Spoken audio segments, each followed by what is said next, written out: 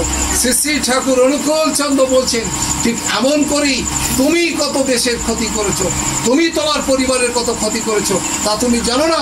প্রত্যেক দিন আমি আমার পরিবারে কত রকম ক্ষতি করছি, সমাজের কত ক্ষতি করছি তা আমি নিজেই জানি না। তাই শ্রী শ্রী ঠাকুর অনুকূল চন্দ্র কি বললেন? ইষ্টে চেতন ব্যক্তিত্বটা আমার গুরু বলছেন, যা কিছু খাবি একটু হাতটা ধুয়ে নিবি, যা কিছু করবি একটু হাতে জল রাখবি, পকেটে জল রাখবি, আর সেই জল দিয়ে ভালো করে হাতটা ধুয়ে নিবি। কেন? যদি না ধুয়ে নিস, কখনো এটো হাতে তোর ছেলেকে খাওয়াই দিলি, এটো হাতেই একটা বিস্কুট নিয়ে তোর ছেলেকে খাওয়াই দিলি, তুই হয়তো চা খেয়েছিস, হাতটা ধুলি না, ওই যে কাপটা বারবার মুখের কাছে নিয়ে যাচ্ছ। কি অপূর্ব করে ঠাকুর বলছেন। ঠাকুর যে বিজ্ঞানময় পুরুষ, ঠাকুর যে বিজ্ঞান ছাড়া পৃথিবীতে কোনো কথা তিনি বলেননি, তিনি এমন একটা কথা বলেননি যার মধ্যে কোনো বিজ্ঞান নেই। ঠাকুর বলছে বারবার তুমি কাপটা মুখের কাছে নিয়ে যাচ্ছ, চুমুক দিয়ে চা খাচ্ছ, আবার কাপটা নামিয়ে দিলে, আবার চা খাচ্ছ, আবার নামিয়ে দিলে, তোমার এই মুখের সঙ্গে তোমার কাপের সঙ্গে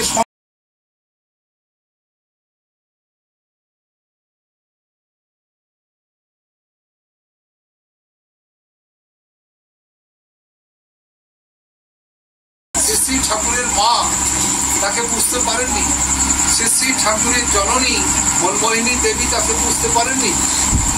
একদিন মা শ্রী ঠাকুরের সমস্ত ভক্তবৃন্দ বসে আছেন, কিশোরীরা বসে আছেন, অনন্তনাথ রায় বসে আছেন, সমস্ত কাপড় কাপড় ভক্তরা বসে আছেন, আর তাদের মাঝখানে মা ভক্তদের বলছেন, একজন কিশোরীরাকে বলছেন, কিশোরী বলি শোন, তোরা আমার অনুকূলে ধ্যান করিস কেন বল?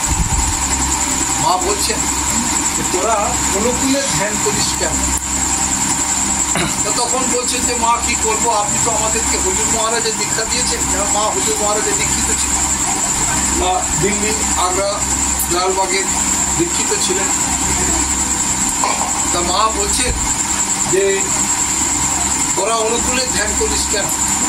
কিশোরীরা বলছেন মা আপনি তো আমাদেরকে হুজুর মহারাজের দীক্ষা দিয়েছেন, হুজুর মহারাজের ছবির সামনে আপনি আমাদের বসে ধ্যান করতে বলেন, কিন্তু মা যখনই চোখ বুজে ধ্যান করি তখনই আপনার ছেলের মুখটা মনে পড়ে, যখনই আপনি ধ্যান করতে বসি মা তখনই দেখি অনুকূল আমাদের ধ্যানের মধ্যে এসে বসে।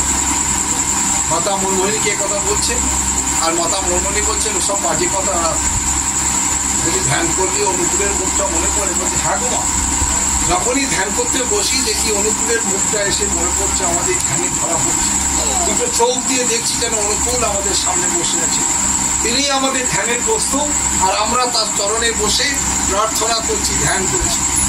এটা কিশোরীরা মাকে বললেন, মা বিশ্বাস করলেন।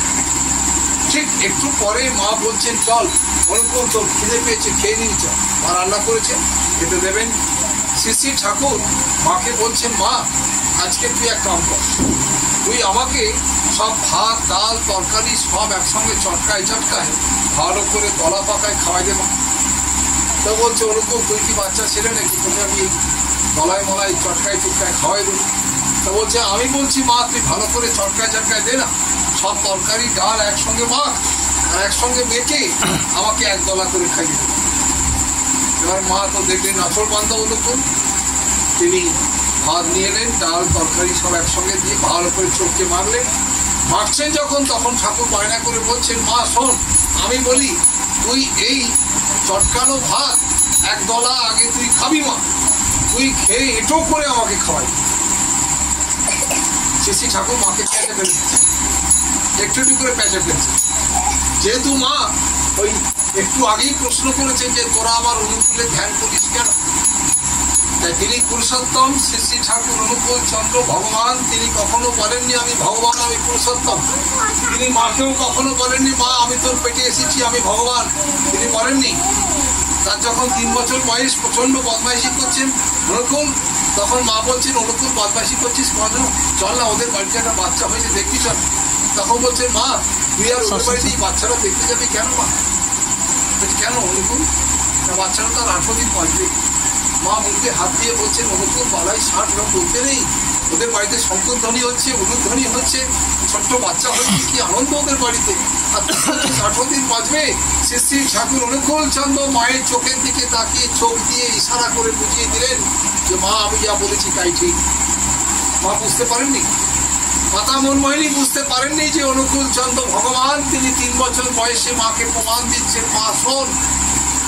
চোখে চোখে কথা বলে মাকে বলছেন, মা আমি যেটা বলেছি ওটাই ঠিক।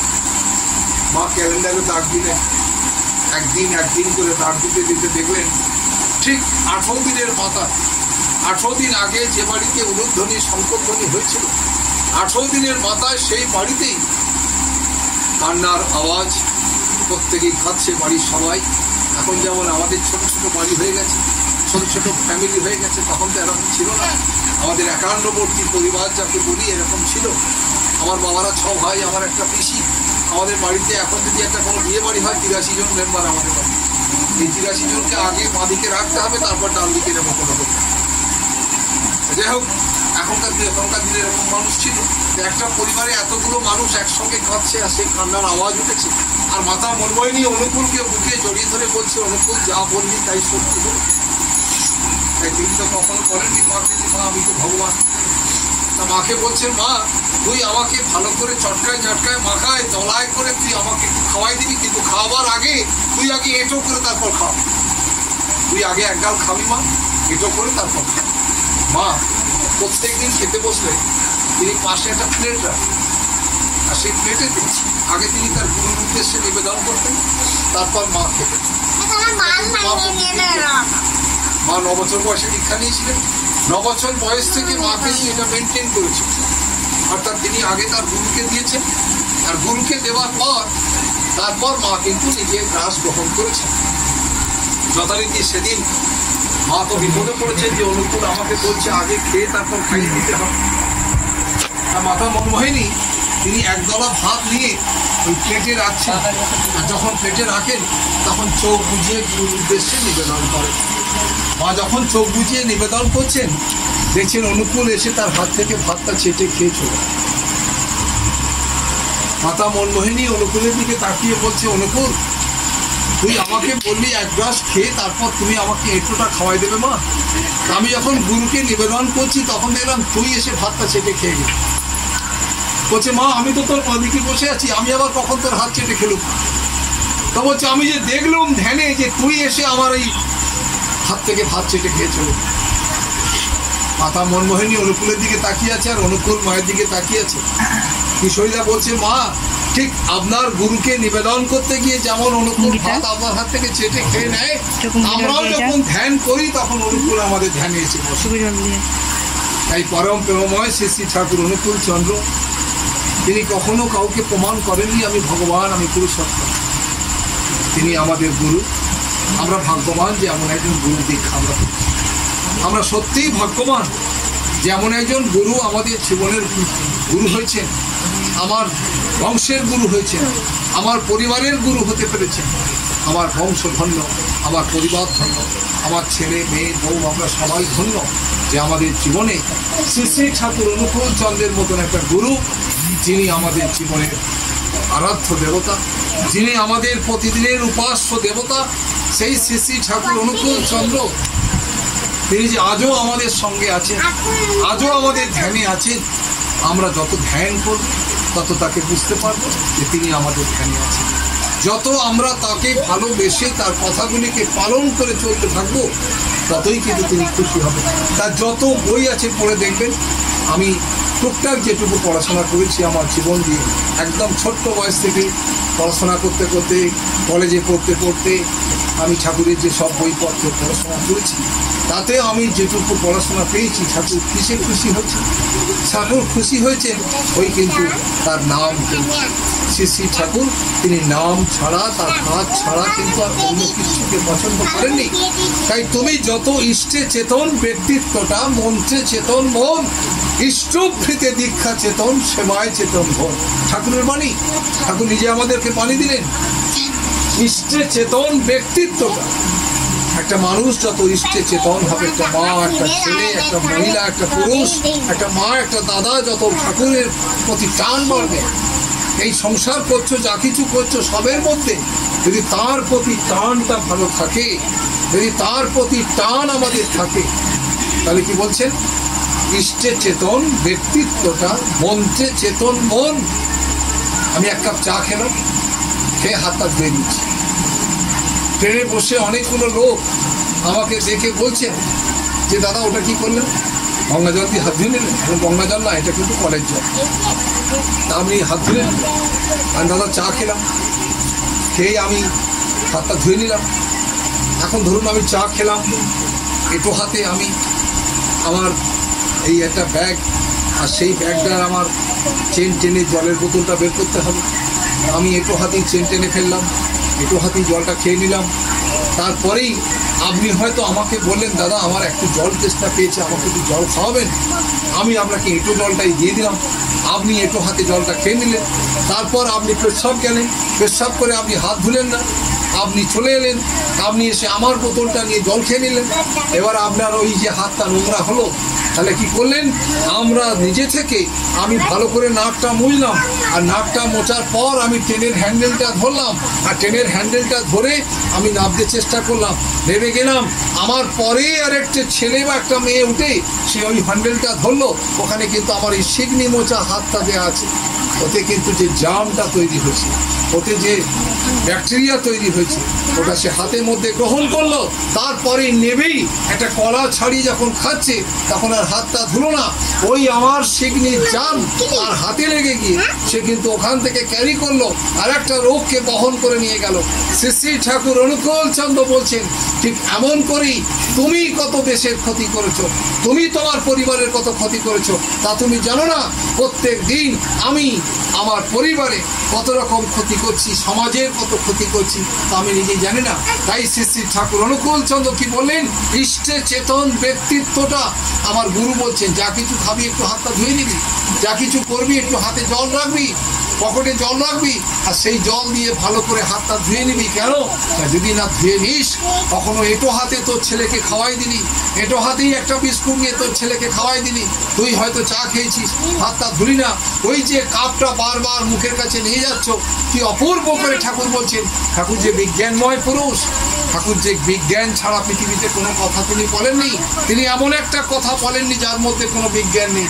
ঠাকুর বলছে বারবার তুমি কাপটা মুখের কাছে নিয়ে যাচ্ছ, চুমুক দিয়ে চা খাচ্ছ, আবার কাপটা নামিয়ে দিলে, আবার চা খাচ্ছ, আবার নামিয়ে দিলে, তোমার এই মুখের সঙ্গে তোমার কাপের সঙ্গে সংযোগ হওয়াতে কত ব্যাকটেরিয়া, কত জাম তোমার ভেতর থেকে বেরিয়ে এসে ওই গরম চায়ের কাপের সঙ্গে যুক্ত হয়ে কত যে জাম সৃষ্টি করলো, তা তুমি জানো না। চাটা খেয়ে রেখে দিলাম, আমার ছেলে বলছে বাবা দুটো বিস্কুট দেবে, আবার সঙ্গে সঙ্গে বিস্কুটের কৌটো থেকে দুটো বিস্কুট বের করে খাওয়াই দিলাম। ওই বিস্কুটের কৌটোটা পুরোটাই এঁটো, আমার এঁটো হাতে আমার ছেলেকে খাইয়ে দিলাম। আমার ছেলে আজকে একটা রোগ ভেতরে নিয়ে নিল।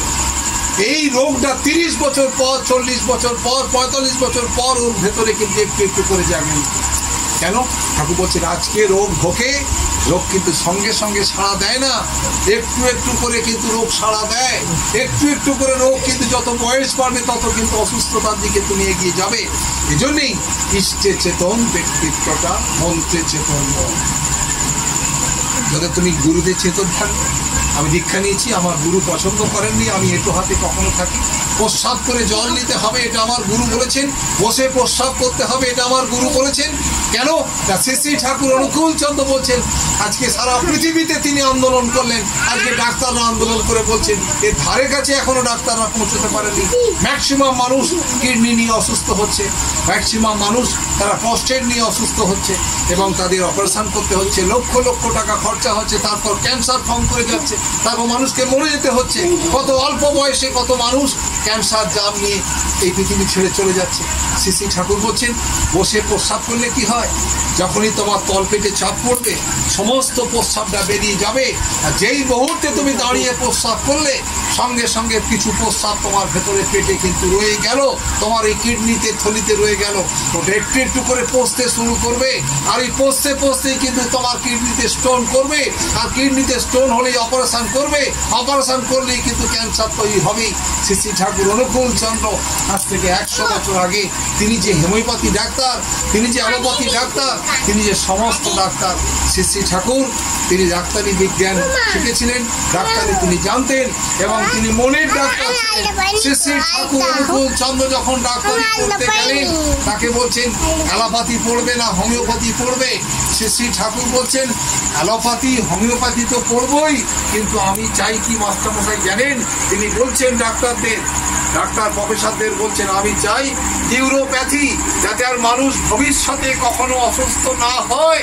তিনি বলেছিলেন নিউরোপ্যাথি, অর্থাৎ পৃথিবী থেকে রোগকে মুক্ত করবার জন্যে, মানুষের জীবন থেকে রোগ মুক্ত করবার জন্যে এই পৃথিবীর বুকে তার আবির্ভাব। তাই তো তিনি আমাদের এই বলেছিলেন, ইষ্টে চেতন ব্যক্তিত্ব, প্রত্যেকটা কর্মে যেন তার মুখটা মনে পড়ে, সমস্ত কাজে যেন তার মুখটা মনে পড়ে, যা কিছু করতে যাবো যেন তার মুখটা মনে পড়ে।